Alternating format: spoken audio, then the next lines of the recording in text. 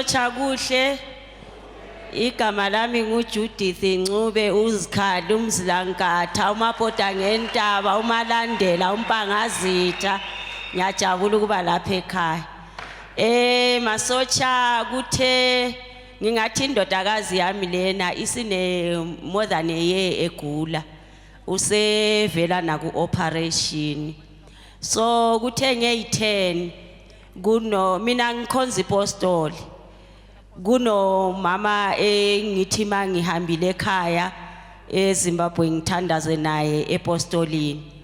wangifakela imessage ekseni wangibuza ukuthi unjani ngathi hayi ngiphilile bengigula kodwa hayi sengiright wathi hayi ngiyamtana mawuthi so right ngiboniswa ugula nendodakazi yakho igula ngathi hayi ngempela indodakazi yagula isinesikhathi igula ay kwathi ngelangelandelayo wangifakela futhi message wathi yena ngiboniswa kuthiwa niye entabeni eLesotho ngathi mina iLesotho angiyazi yena ngazi umuntu eLesotho wathi hayi ngiboniswa kunobaba ohleli esihlalweni esine sikhumba sengwe enyathele ingwe nendwangu eblue ne angisazi kahle mara iphupho likhona efonini wathi uphuphe sisiya lapho undodakazi ethathwa ngubaba uHadebe emsa entabeni kuphola lokhu akugulayo wabuye washo futhi wathi yena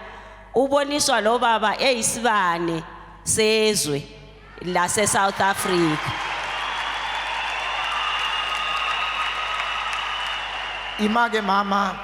just ukubuza imibuzo lo mama ingabe uyeza la noma umazela kwenye inkonzo ngimazele eZimbabwe epostolini lapha akakazazi aze la yebo so ukuyale ukudlulisela ithongo abenalo ngawo ukuthi iyakuphi la uzosizakala khona uboniswe ebuthongweni elele Zwana mina ngiphuphe siseLesotho emfuleni kule ntaba enkulu eLesotho sisemfuleni papa sibona intaba enkalakatha khona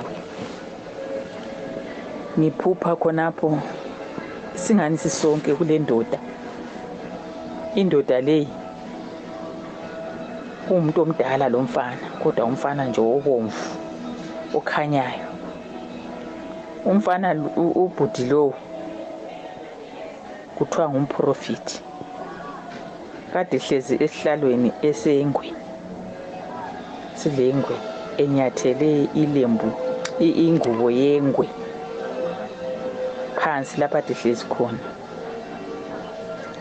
ngase ngibuza kwabanye abantu abade bekhonapho bebanengi kakhulu basesithi hayi umprofiti wathi khonapho kulelizwi kade lingitshela ukuthi unokhona akula muntu ongamelapha umntana ngaphandle kwaMprofiti uHadebe ele ngubo eyithani ele ngubo emhlophe elento eziblue esandleni ungani base benkonzo umhlangano khonapho entabeni kwathiwa uza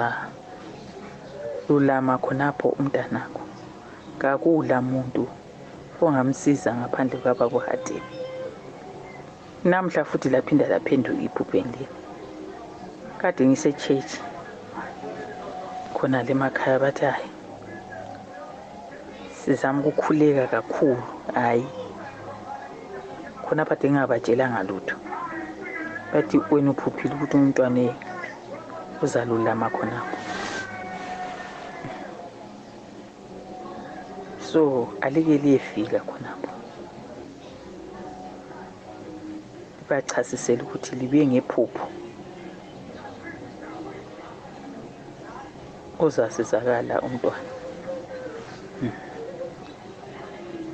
khonapho bengitshela ukuthi nguyophethe isibane sezwe. Kune izulu elikhulu kakhulu khonapho. Izulu laba likhulu kodwa akula muntu osukileyo endaweni yakho. Laye ube lokhe ekhuluma khonapho lokhe ekhuluma. Elokhe ekhuluma izulu lisina liwohloka phezulu kwentaba. Ungasomuntu lapho. Ungasomuntu lo. Ngabuza ngathi kathi manje khonapho ngibuza ngisephuphini ngiphupha besithi